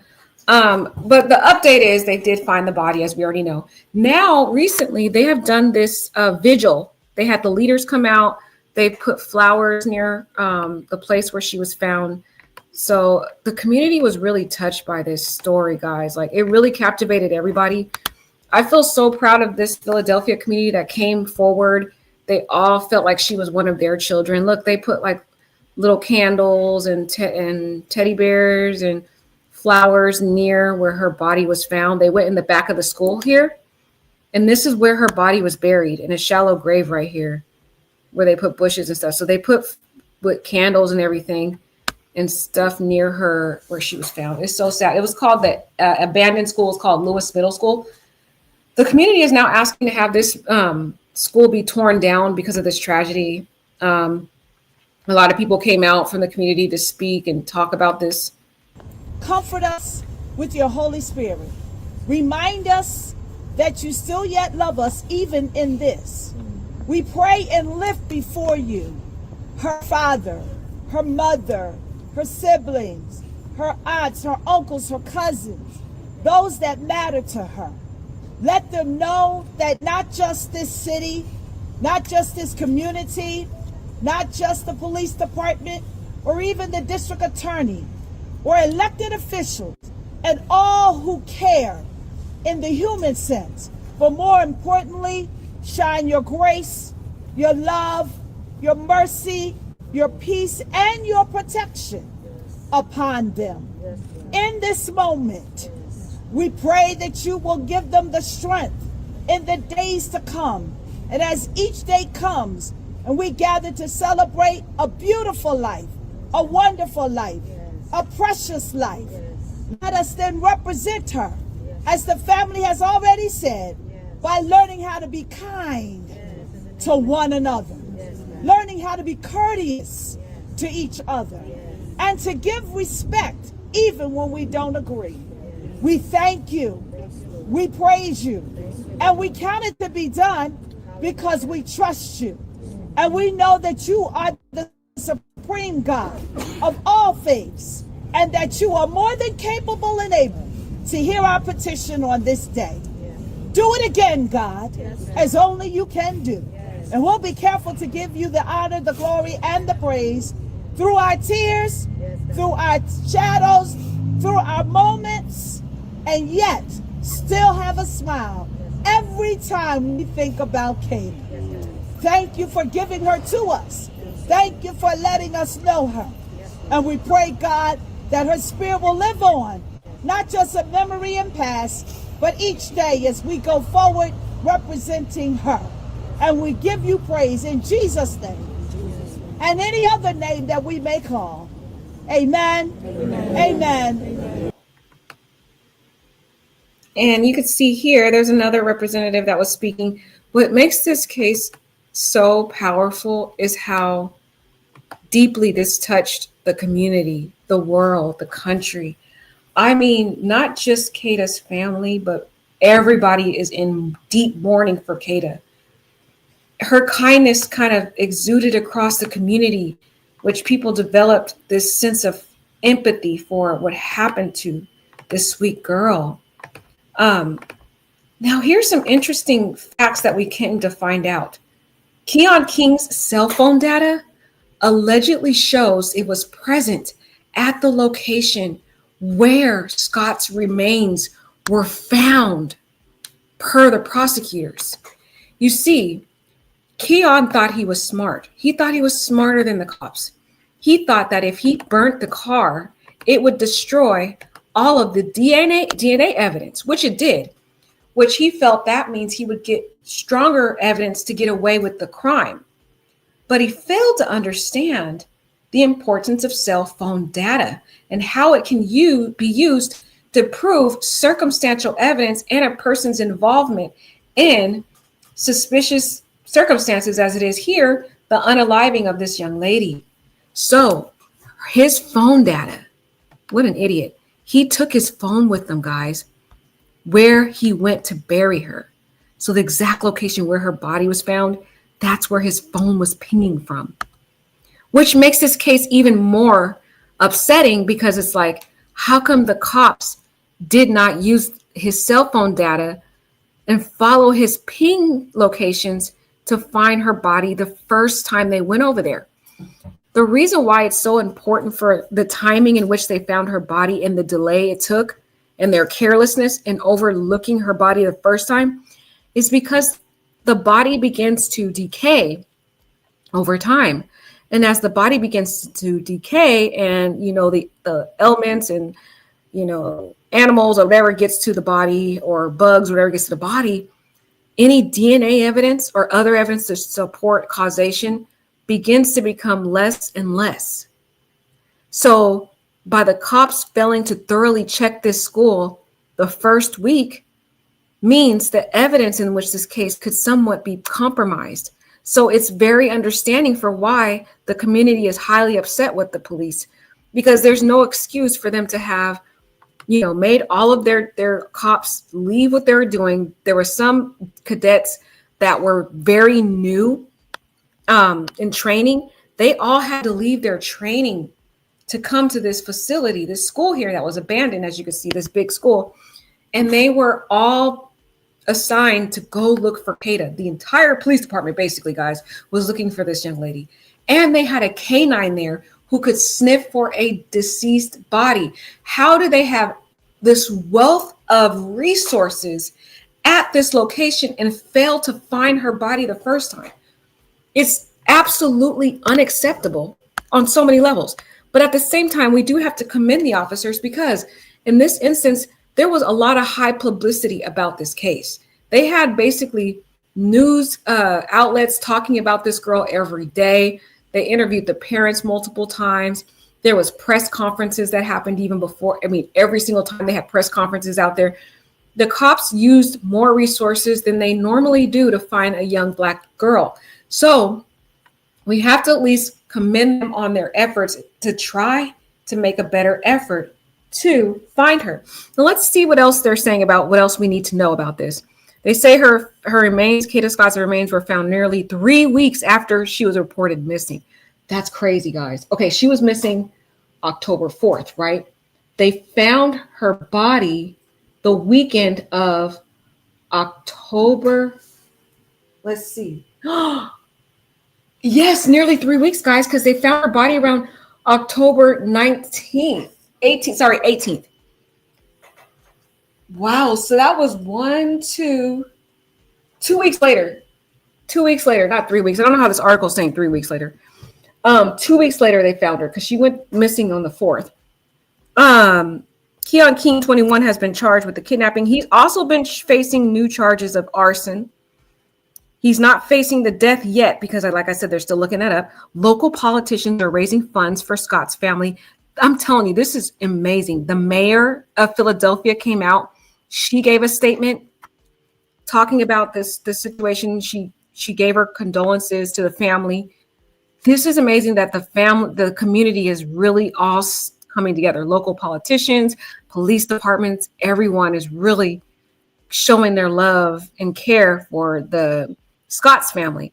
Authorities in Philadelphia have announced new charges against Keon. And let's see what else they have here. I wonder if they have anything new here. Oh, I told you about they acted on a tip. October 18th is when they found her body because that was the date when the tip came in. Instead, they told him to go back to the school. They're like, hey, you missed a spot. You need to go back. So that's when they went back on the 18th. They told him, the cops, exactly where to find her body. So that clues us in that there's other people that aided and abetted, that buried her body, guys. This is crazy. So King has been charged with several other charges in connection with her disappearance, but I'm still upset because his bail is only, $250,000? That's crazy. He has money. He can bail out any moment. That's what makes it upsetting, because he can bail out and probably try to escape the country. Who knows? He has resources because he has a lot of money. As the investigation into Scott's case ensued, police learned that she had been receiving the harassing calls, as we talked about. Police declined to say if King is connected to those calls, which I believe they are, because they also charged him with stalking. Like I said, he's being charged with the arson because the car was burned. They're saying there's a second car involved. I don't know if that's true, guys, but there might be another car that was involved in this situation. We'll have to wait for the cops to come out about this, because there'll be a lot of people online. They'll make up a bunch of fake news and just, guys, we can go down a whole rabbit hole. But I'm just wanting to let you know there might be a possible other car involved. Because again, this one, he burnt the car to get rid of the, so with burning the car, that's what tipped off the cops. Okay? Because the cops heard about the burning car, and that's how they found it. This guy was an idiot, right? There was video evidence recovered over the weekend, guys, that led investigators to believe that the vehicle was used by King to move Miss Scott. Did you see that? They found video evidence. This man is on camera, y'all. Adding that the footage taken from a recreation center nearby the school shows the vehicle was on location at all of the pertinent points of the investigation, y'all. Wow. Wow, that's crazy, y'all. They got the video. He's going down, guys. He's going down. The only reason why he hasn't been charged yet with the murders, because the medical examiner has to basically conduct a full examination of her body to find out what caused her death. And if there is any evidence left of DNA, they can try to gather that from maybe her nails, her neck, or other parts of her body. Maybe her clothes as well, because he was carrying her. He had to carry her. He had to do stuff with her body, so to get her buried. So there's got to be evidence on her body somewhere.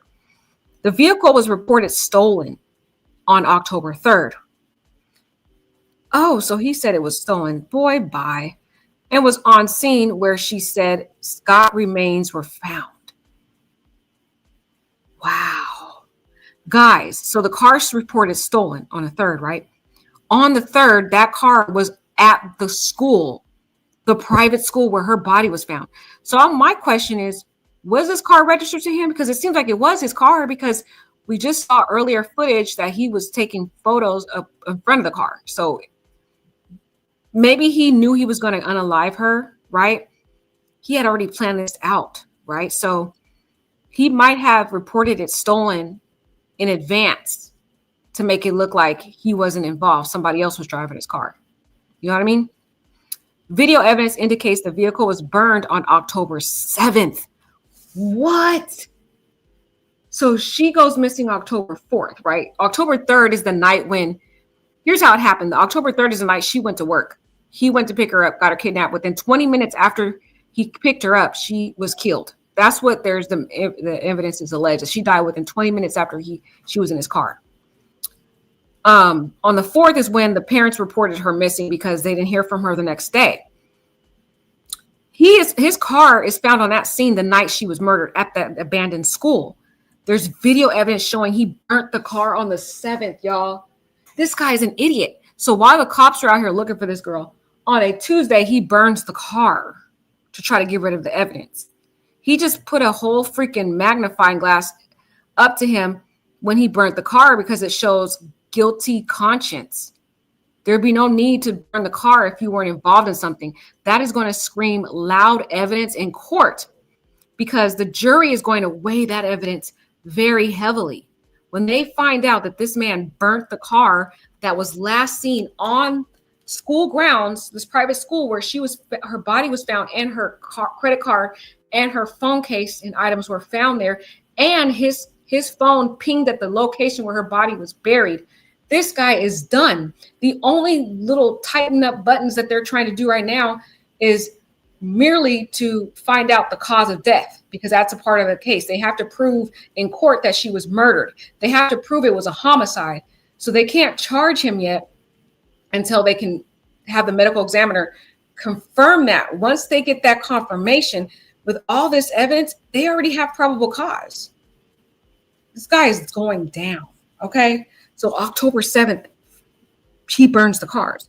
Police investigators allege King's phone was at the location when the car was burnt. He is done. He was there. He can't lie. He's going to lie and say, oh, well, I reported my car stolen, blah, blah, blah, right?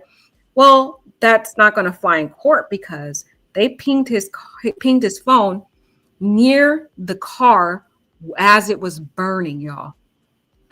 Crazy, huh? There's so much phone evidence against this man. Now, his attorney is going to try to discredit the phone evidence. There'll probably be different evidence, expert witnesses in court that are going to go back and forth trying to, on the side of the defense, discredit the phone evidence. On the side of the prosecutor, basically strengthen and validate the phone evidence. So that's going to be a battle of the experts in the court. But just know this man's he's going down. Soon after King's arrest last week, Philadelphia authorities said other alleged victims of King have come forward about their experience with him. Look, and this is plural. It's not just one victim. It's not just the ex-girlfriend we talked about earlier. There are multiple victims, y'all. Multiple that this man has stalked and harassed. And this is the problem with our judicial system. They continue to let these people get away with it time after time after time until finally someone gets unalived. And that is the time when the cops react. And that is a problem in our judicial system because they don't act during the time to prevent. Cops don't act to prevent. They're not even in the business of prevention. They're in the business of reaction. So they react when someone's unalived, but they don't react during the stalking stage. Very sad. King already had kidnapped and strangled. King had already had kidnapping and strangulation charges against him from a prior incident in this year. Those charges were initially withdrawn when his alleged victim did not show up in court. But prosecutors said last week they were would be refiling the charges. This is where the prosecutors really failed this young lady, and it's absolutely unacceptable for them to have done this. Guys, sometimes prosecutors, they're very cowardly sometimes. They don't really show up sometimes for victims. They'll try to find the easy way out. So they were like, oh, we can't find the victim, so let's just dismiss. And I have to admit, DV cases are hard to prosecute. Domestic violence, that's what it means. They're hard to prosecute because a lot of times the victim will recant. And a lot of times they recant because they're afraid of the perpetrator. That's maybe a boyfriend or a husband or somebody who can, really harm them. Or maybe the boyfriend or husband manipulates them emotionally, and so they back out of the charges. But they had video evidence, as you've already seen. There was video evidence of this creepy man stalking this girl. She videotaped him walking, peeking into her window, stuff like that. We already seen that earlier, right? So they could have just put on the video evidence. They may have argued that they couldn't basically authenticate the video because the witness wasn't there, but they could have found some other evidentiary way to find a way to bring the charges. So at the end of the day, what I'm trying to say is if the prosecutors are at fault, they are at fault no matter what they try to say or how they try to swing it. They should have pursued those charges. We probably wouldn't have been here today. But the fact that he got away with it before, it just gave him more ammunition to continue to do it. So let's see what this video has to say. I'm curious. With artist-friendly music distribution and the fastest release times in the game, Amuse. Make music work. American Furniture Galleries is celebrating the grand opening of our new Roseville store. Right now, enjoy amazing specials at every... Locate a shallow grave after being able to remove some of the debris back there, able to locate the body of a human being. Human remains have been found in the search for a missing woman. Police have not identified who those remains are yet, but the remains were found in the same area. Investigators were searching for Kada Scott. I'm Johnny Archer. Police gave us that update in the last half hour, and crews were searching today near the abandoned Ada H. Lewis Middle School in East Germantown when they found the remains just a few hours ago. NBC 10's Aaron Baskerville is live near that search area with the very latest. Aaron? Johnny, so much going on right now. Just emotions are extremely high. They are extremely raw by everybody who is out here so far. We have not seen the family yet of Kada Scott out here, but a lot of community members are out here. They're upset. They are so passionate about this case. Like you said, we're outside the Ada Lewis Middle School. Take a look around. You can see some officers standing by. This is the school behind me, as you can see. And back over here, between these cop cars, that's where investigators have been focusing. It's way back there in a wooded area. That's where they found that shallow grave. They're not giving a lot of details about the grave or how long they believe it's been there, but that's where they were focused. And take a look over here. You can just see all of the community members that are out here right now. They came here once they heard word that remains were found, and once they heard word that investigators were back here at the old middle school. We do have some video you want to get to right now from Sky Force 10 from above. This was earlier today. Investigators saying they were out here around 1, 2 o'clock this afternoon. That's when they started to research this area. They tell us they got a tip, an anonymous tip from somebody late last night. I can also tell you there was a search group of about 50 or 60 volunteers, community members on their own that were here last night searching this area. They got that anonymous tip. They went back and researched near an area where they searched already, they said, with a whole bunch of investigators and dogs, but this tip was more specific, and that's where they found the shallow grave. We do have some... Okay, and this is becoming more clear to me what really happened here. So what ended up happening is the night before they found her body, community members went out there and they searched that whole area again. That's when they heard the screaming. Well, they found the body already. They found the grave. And that's when they called them that very night. They were like, you need to get back out here. The body's out here, right? The cops didn't come out that night. So that's when the anonymous tip came in to say, you need to go back there and search again. This is where her body was. They gave the specific details.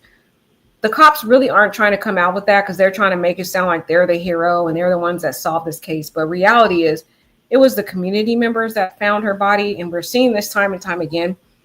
that the community members are the ones that end up finding and resolving these cases. It's not really the cops. So let's continue on. Photos we want to show you too, obviously, as well, of 23-year-old Kada Scott. She went missing on October 4th. She was going to her overnight shift at the Terrace at Chestnut Hill. She worked there. That's a nursing home. And once she went there, she vanished. Her car was left behind. There was no activity on her phone or social media or anything like that. And that led off this search for her for the last basically 2 weeks. Community members came out here. They were passionate. They were out here last night. They were at points yelling at police because they wanted them to do more. Police did respond to what they were saying. Here's what the deputy commissioner told us about just the passion of community members during this case. Listen, I am not offended by the passion that some of the remarks that have been made as we were walking back. I'm not offended at all, because that's people's emotion. And this is an emotional situation, and so it's to be understood.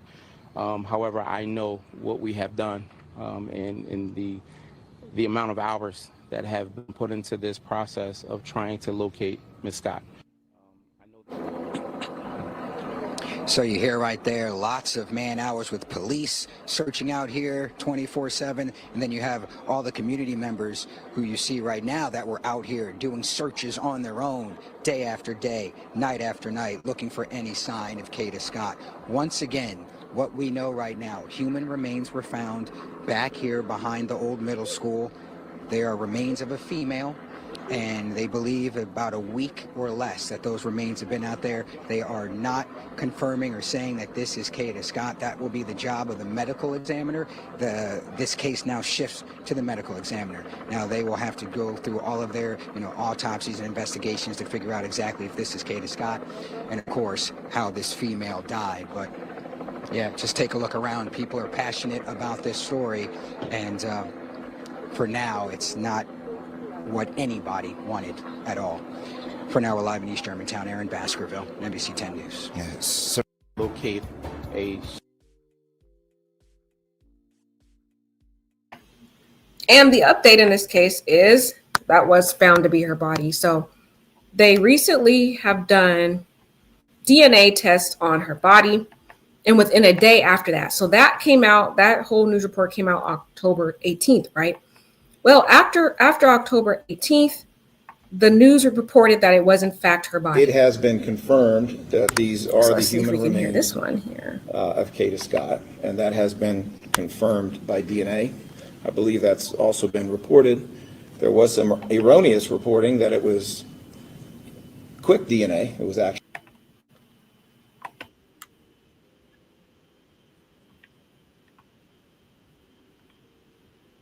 catastrophe, conspiracy, unauthorized use of an automobile, tampering with evidence, recklessly endangering another person, and receipt of stolen property. Those charges are in reference to the burning of a vehicle. That vehicle is a 2008 black Hyundai Accent. It has been confirmed that these are the human remains of Kada Scott, and that has been confirmed by DNA. I believe that's also been reported. There was some erroneous reporting that it was quick DNA. It was actually not quick DNA. It was the regular DNA. As of last night, our office approved charges, as the DA just said, of arson, causing catastrophe, conspiracy, unauthorized use of an automobile, tampering with evidence, recklessly endangering another person, and receipt of stolen property. Those charges are in reference to the burning of a vehicle. That vehicle is a 2008 black Hyundai Accent. It has been confirmed that So as you can see, they confirmed that it was her body, and now they are working towards building their case. So they are going to pile up every single charge that they can charge this guy with. So as you can see, it started out first as a kidnap. Now it's building with an arson, stalking. Now, after the medical examiner evaluates the body, does the full autopsy, finds out what caused her death, then they're going to come back. And then this seems like this case is moving pretty fast after they found her body. They may come back in a matter of a few days charging this man with second-degree murder. That's my opinion. I think they're going to do second degree because a lot of times prosecutors shy away from first degree if they don't have any solid evidence to show he planned to unalive her.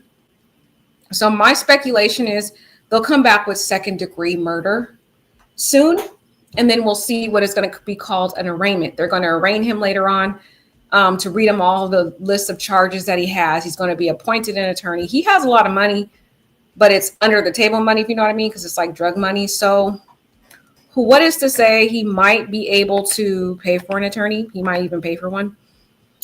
But that's kind of what's going on, guys. The whole moral of this story is very important to talk about because there are a lot of young ladies out there that are just like Kada, sweet, kind, has an innocent perception of life.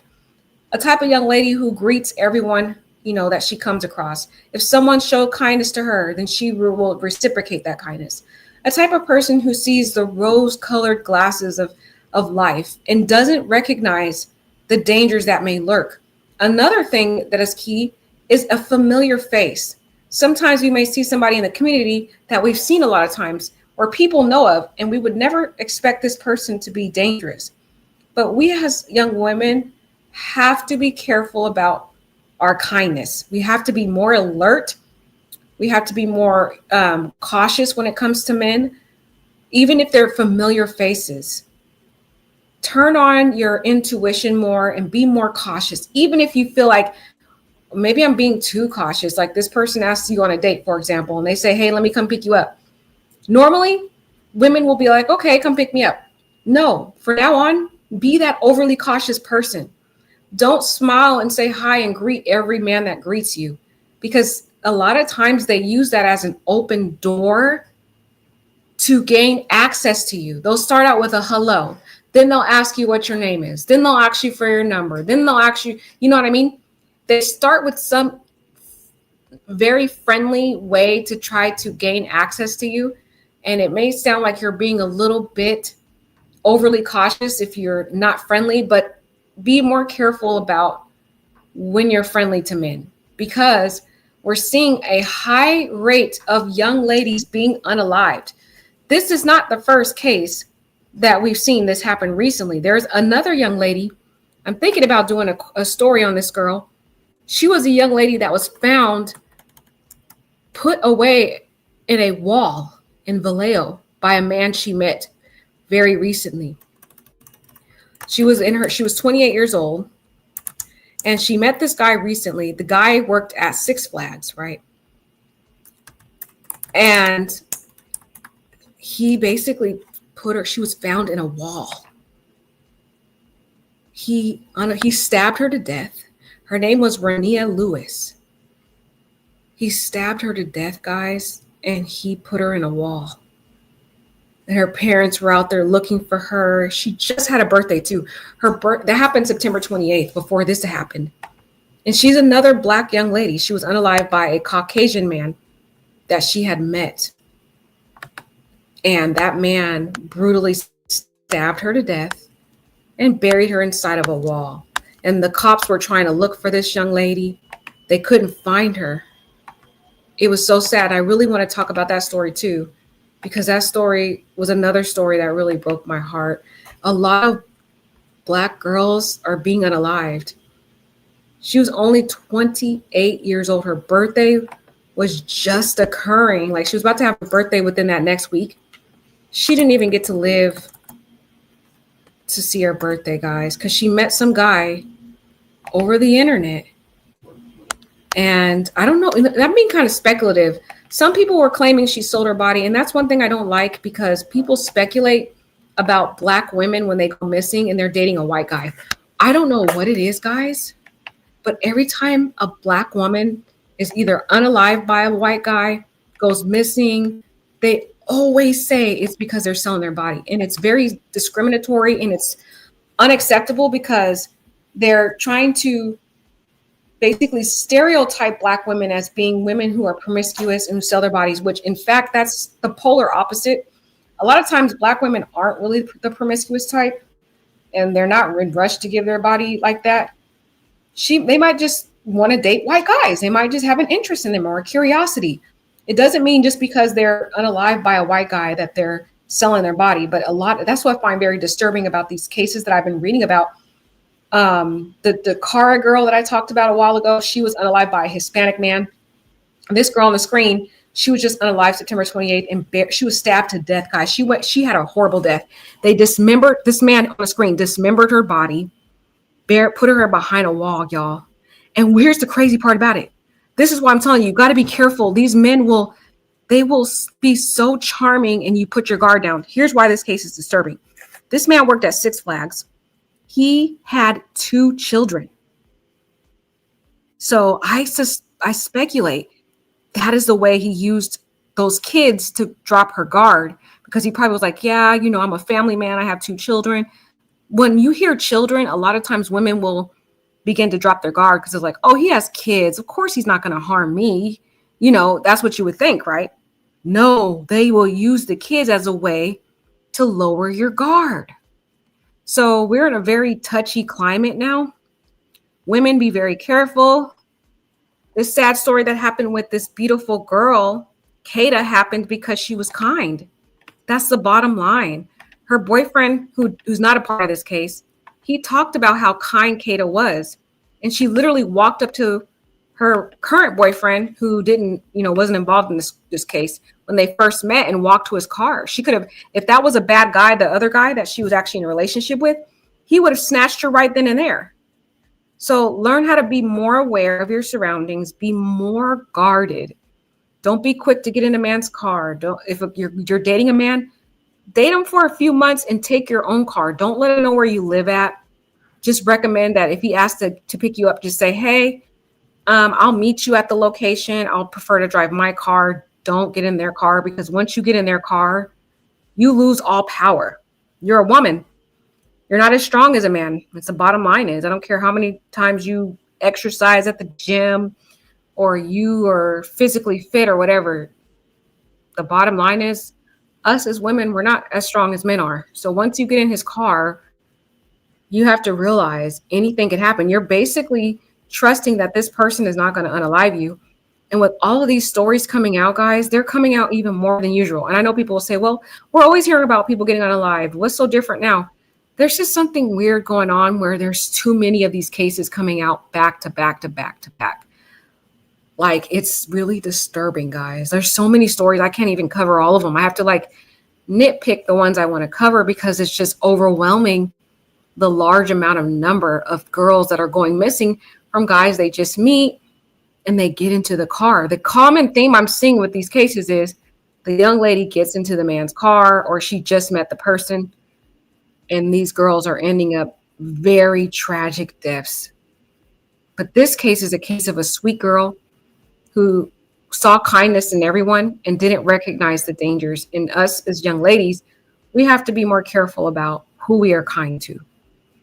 Oh, you have Island Girl? Hi, Island Girl. Yeah, this case is so sad. Oh my God, it's so sad. Oh, guys. Okay, you guys. Sorry I talked your ear off. But I just really wanted to talk about this case because I felt it was very important for us to learn something from. And hopefully we can talk to our sisters, our brothers, friends out there to just be more careful. Don't trust every sweet face you see. If you can comment or share this story with your friends and family, because it really helps to warn other people to share her story. I think one way to help her legacy is to share her story, share what happened to her. And as we do that, you will save one life at a time. All right, guys, I love you all. Like, comment, and subscribe. All right, guys.